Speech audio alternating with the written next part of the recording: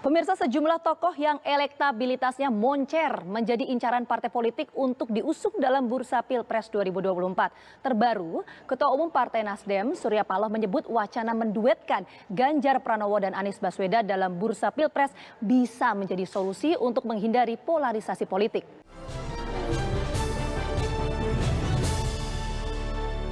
Saya akan lanjutkan diskusi kita petang hari ini. Saya mau langsung ke Mas Hanta. Mas Hanta, tadi menarik sekali apa yang disampaikan oleh Mas Sugeng. Mas Sugeng mengatakan bahwa belakangan terakhir ini Nasdem tengah memperhatikan sikap politik dari partai politik yang lain menjelang kontestasi. Apakah kemudian ini bisa diartikan bahwa apapun yang dilakukan oleh Partai Nasdem saat ini, akrobatik apapun itu adalah sebagai salah satu strategi untuk kemudian memancing partai besar yang memiliki kursi terbanyak, memiliki golden ticket untuk segera mengeluarkan siapa capres yang akan diusung.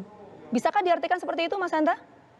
Iya, saya cenderung sepakat karena ini bagian dari kecerdikan strategi Partai Nasdem, saya kira memanfaatkan gelombang elektoral, arus elektabilitas Ganjar dan Anies ini kan punya magnet yang kuat. Nah, Mas Sugeng dan Partai Nasdem ini saya kira sangat cerdik memanfaatkan itu. Satu sisi bagian strategi saya kira itu positif ya, sah-sah saja ingin memanfaatkan itu. Bagian dari Nasdem kita tahu Pak Surya Paloh juga memiliki kedekatan dengan berbagai macam veto player partai politik, para ketua umum partai punya kedekatan dan sebagainya. Dan jangka panjang mungkin kita akan mengatakan Nasdem hendak mendapatkan kotel efek atau efek kerja. Tapi itu nanti di Pilpres. Tetapi dalam jangka pendeknya itu bisa membuat daya tarik partai lain. Menstimulus atau pada petik memanas-manasi partai yang justru kadernya sendiri partai itu belum mengeluarkan nama dan seterusnya. Tapi kalau mengikuti berselancar di antara arus itu kan Nasdem ikut naik. Dan otomatis dengan wacana ini Nasdem menjadi pemain baru tambahan. Sebelumnya ada koalisi Indonesia Bersatu, Golkar, PAN, dan Partai Persatuan Pembangunan. Sekarang Nasdem memunculkan nama. Nah, di luar Nasdemnya yang lebih menarik lagi menurut saya adalah nama yang dilemparkan. Paling kita bahas dua orang ini adalah dua figur, kalaupun diduetkan ini adalah berpotensi menjadi pasangan yang berpotensi paling kuat. Berpotensi memiliki daya tarik yang kuat, memiliki daya tarik yang kuat ke berbagai macam elemen politik elektoral yang sangat menentukan. Satu, kepada partai politik, tadi saya ingin menjawab pertanyaan Gina tadi. Semua partai bisa menarik, kita tahu. Kalau nama Anies Baswedan, daya tariknya itu bisa ke Partai Nasdem paling utama karena memiliki kedekatan. Kedua mungkin Partai Keadilan Sejahtera, PKS. Nah, sementara Ganjar, selain tentu partainya sendiri, PDI Perjuangan, ada koalisi Indonesia Bersatu yang kemarin juga Golkar, PAN, dan P3 itu berpotensi merapat ke Ganjar Pranowo. Jadi partai-partai saya kira lebih dari cukup potensinya kalau mengarah pada dua nama ini. Yang kedua, ini bisa mendorong, menarik figur-figur kuat, patron politik, aktor politik yang berpengaruh. Selain Pak Surya Paloh, Pak Jokowi sendiri saya kira kecenderungannya akan ke sini.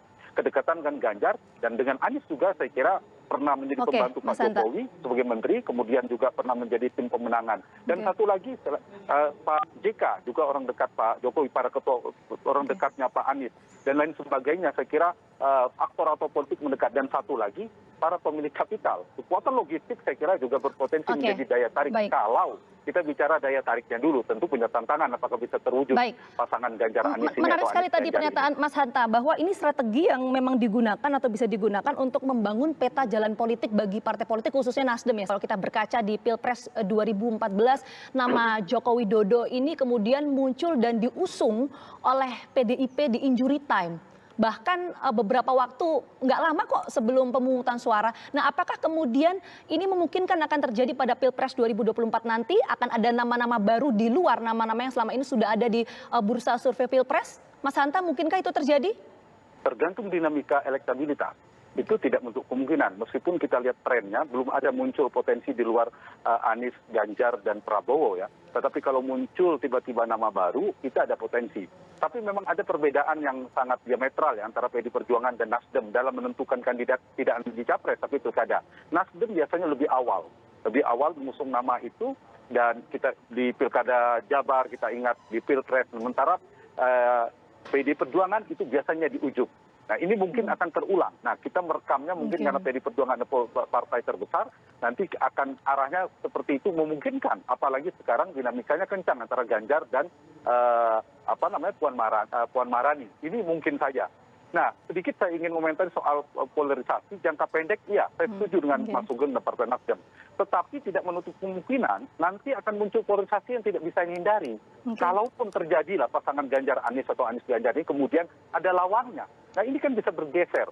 Pendukung-pendukung dulu kita ingat pendukung Prabowo, sekarang bergeser ke Anies. Mereka bisa berdiaspora, mencari idola-idola baru, figur-figur baru, potensi isu-isu yang seperti kita khawatirkan kontraksi politik terjadi. Nah, kalau boleh kita menitipkan Partai Nasdem semua partai untuk menghindari polarisasi yang terlalu kencang, salah satunya buat jangan dua poros, jangan bipolar. Karena dua polar itu potensi kontraksi politiknya lebih besar lagi ketimbang misalnya tiga polar. Kita ingat 2024 ketika PSB terpilih itu kan 5 pasang. Kalau 3 pasang memungkinkan menjadi 2 putaran. Itu mengurangi kalau ada 3 arus derasnya itu kan kontraksinya lebih berkurang. Nah ini yang saya kira perlu dipikirkan. Satu lagi, meskipun kita ini tidak keliru, bukan hal yang negatif kalau ini bagian strategi Partai Nasdem ya. Tetapi juga saya melihat memang kuat juga karena kita tahu pernah partainya Mas Sugeng ini kan memperhatikan betul data-data survei akurat. Nama-nama yang dimunculkan itu orang-orang yang elektabilitasnya tinggi. Ganjar, Anies Baswedan, kemudian ada untuk wakil sepertinya ada nama Erick Thohir yang cukup kuat, kemudian nama Pak Andika juga yang sudah muncul. Nah, tidak menyebutkan nama Prabowo dan Sandiaga Uno, orang lama. Mereka saya kira cerdik betul memanfaatkan itu. Jadi ini bagian dari secara normatif mengantisipasi supaya terjadi polarisasi. Tapi kalau saya dari sisi politiknya, Pak Sugeng, ini kecerdikan Partai Nasdem. Dia menjadikan pemain yang patut diperhitungkan. Bahkan melampaui yang disebutkan oleh Partai Indonesia Bersatu yang kemarin dimainkan oleh Golkar, PAN, dan P3. Mas Hanta, singkat saja Mas Hanta. Jadi posisi Partai Nasdem nanti menjelang kontestasi seperti apa? Apakah ada kemungkinan bahwa Partai Nasdem ini akan menjadi kingmaker dalam kontestasi nanti? Atau seperti apa? Singkat saja Mas Hanta. Sangat mungkin. Ya, sangat mungkin. Dan kita belajar dari 2014 2019, Pak Surya Paloh itu memang spesialisnya kingmaker yang selalu berhasil. Saya harus mengatakan itu dan kita lihat datanya. Dan mereka tidak punya capres dan potensi itu bisa terjadi. Nah, ini yang menarik apakah nanti Nasdem bersama dengan PD Perjuangan atau tidak.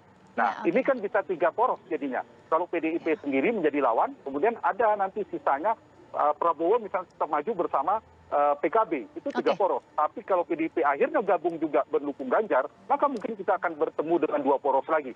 Potensi tadi agar jangan terjadi polarisasi, dukungan tadi menurut saya akan masih ada potensi polarisasi itu. Itu mungkin yang perlu diperhatikan juga.